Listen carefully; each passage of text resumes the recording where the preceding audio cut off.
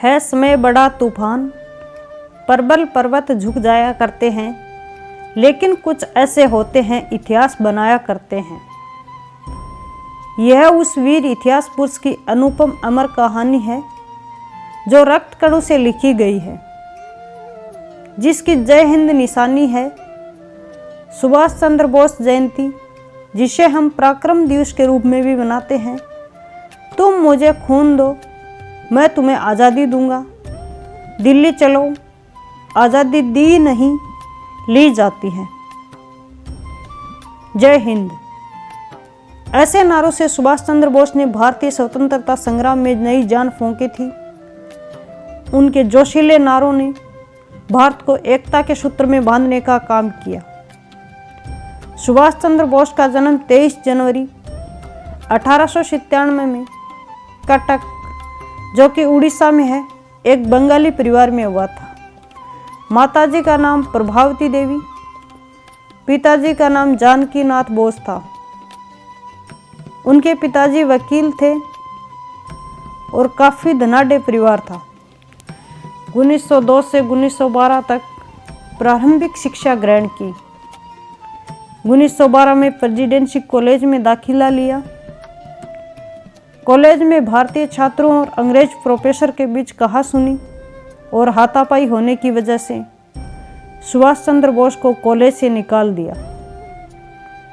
फिर उन्होंने 1916 में स्कॉटिश चर्च कॉलेज में दाखिला लिया और बैचलर की डिग्री हासिल की।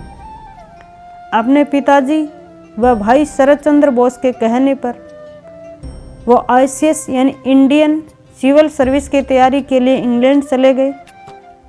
पढ़ने में इतने होशियार थे कि उस मात्र 1 साल में ही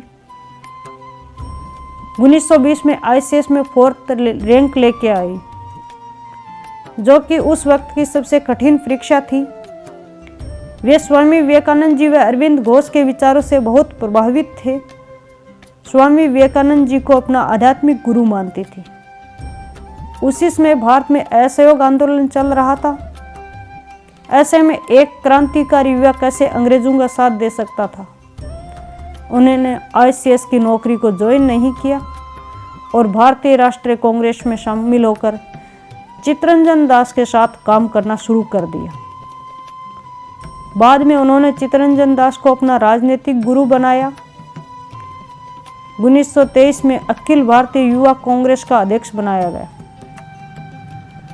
अंग्रेजों से लड़ते हुए 1923 से 1925 के बीच में कम से कम 11 से 12 बार जेल चले गए थे।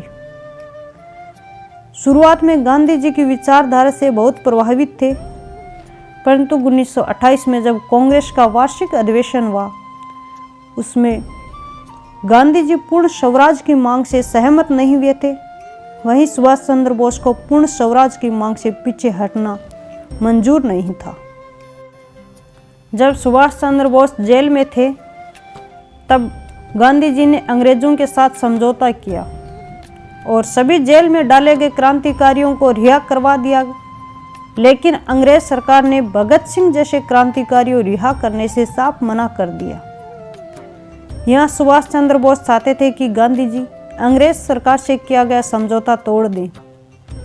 वहीं गांधी जी अपनी ओर से किया गया वादा तोड़ने को राजी नहीं हुए। अंग्रेज सरकार अड़ी रही और भगत सिंह, राजगुरु और सुखदेव, इन तीनों क्रांतिकारियों को फांसी दे दी गई। गांधी जी द्वारा भगत सिंह को ना बचाने पर सुभाष चंद्र बोस गांधी जी और कांग्रेस से नाराज हो गए और उनको एहसास हो गया था कि अहिंसा के रास्ते पर देश को आज़ाद कराना बड़ा मुश्किल है। जैसे जैसे समय बढ़ रहा था, वैसे वैसे नेताजी का कद भी बढ़ता जा रहा था। 1938 में हरिपुरा में कांग्रेस के अध्यक्ष का चुनाव जीता। विचारधारा अलग होने के कारण गांधी जी को अच्छा नहीं लग रहा था, क्योंकि वे ग्राम दल के नेता थे। 1939 में कांग्रेस अध्यक्ष के चुनाव में सुभाष चंद्र बोस के सामने गांधी जी ने अपना समर्थित उम्मीदवार सीतारमैया को उतारा और कहा कि इनकी जीत मेरी जीत, इनकी हार मेरी हार। लेकिन फिर सुभाष चंद्र बोस चुनाव जीत गए। उसी वक्त द्वितीय विश्व युद्ध शुरू हो गया था। गांधी जी का मानना था कि शत्रु यानी अंग्रेज समस्या में है, अब उसे तंग नहीं करना चाहिए। वहीं बोस का मानना था कि यही तो मौका है। बोस पर अध्यक्ष पद से इस्तीफा देने के लिए दबाव बनाया गया और उन्होंने दे भी दिया और कहा कि मैं जानता हूं हमारे रास्ते अलग अलग हैं, पर मकसद एक है। कांग्रेस से अलग होकर उन्होंने द फॉरवर्ड ब्लॉक नाम से दल बनाया। बोस ने सोचा अब अकेले देश से बात नहीं बनेगी, विदेशों में जाकर अंग्रेजों के खिलाफ माहौल बनाना होगा और उन्होंने दुश्मन का दुश्मन मेरा दोस्त वाली नीति अपनाई। अंग्रेजों की आंखों में धूल झोंकते हुए भेष बदलकर काबुल के रास्ते होते हुए रूस चले गए। फिर हिटलर से मिलने जर्मनी पहुंचे। वहां फिर हिटलर उनसे मिले और बहुत प्रभावित हुए। भारतीय बंदी सैनिकों को रिहा कर सुझाव दिया कि जर्मनी भारत से बहुत दूर है, आप जापान जाइए, वहाँ अपनी सेना बनाइए।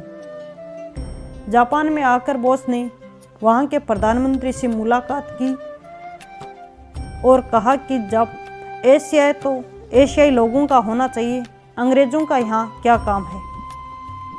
जापान ने बोस का साथ दिया और उनके पास जो भारतीय सैनिक अंग्रेजों की तरफ से लड़ रहे थे वो बंदी उनको बोस को सौंप दिया और वहीं से तैयार हुई आज़ाद हिंद फौज।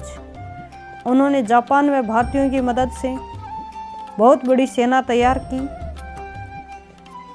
नेताजी पहले ऐसे व्यक्ति हैं जिन्होंने महिलाओं को भी सेना में शामिल किया। आज़ाद हिंद रेडियो रंगून से गांधी जी को संबोधित करते हुए सबसे पहले बोस ने उन्हें राष्ट्रपिता की उपाधि दी और कहा कि आज़ादी की इस अंतिम लड़ाई में आप हमें आशीर्वाद दीजिए। बोस ने आज़ाद हिंद फौज और जापान की मदद से पूर्व की ओर से भारत पर हमला किया। उसी वक्त दुर्भाग्यवश अमेरिका ने जापान पर परमाणु बम गिरा दिए, इसलिए जापान ने आत्मसमर्पण कर दिया। जापान से मदद हटने पर उन्होंने रूस से मदद लेने की सोची। फिर अचानक खबर आई कि बोस का विमान क्रैश हो गया और उनकी मृत्यु हो गई। आज़ाद हिंद फौज के सैनिकों पर अंग्रेजों ने देशद्रोह के मुकदमे चलाए, जिसका पूरे भारत में विरोध हुआ। बोस की मृत्यु पर अलग अलग थ्योरी हैं। आज भी उनकी मृत्यु एक पहेली बनी हुई है। कुछ लोगों का मानना था कि बोस जीवित थे। भारत सरकार ने इसको सुलझाने के लिए कई कमेटी बनाई हैं। 1999 में बनी मुखर्जी कमेटी के अनुसार उसमें ऐसा कोई विमान क्रैश नहीं हुआ। एक ऐसी शख्सियत जिन्होंने भारत को आज़ाद करवाने में अपना पूरा जीवन लगा दिया, और विडंबना इस बात की है कि आज़ादी के ऐसे दीवानों को हमारे पाठ्यक्रम निर्धारण करने वालों ने महत्व ही नहीं दिया। जिनके वे हकदार थे उनके बलिदानों को भुलाया नहीं जा सकता। जय हिंद, जय भारत।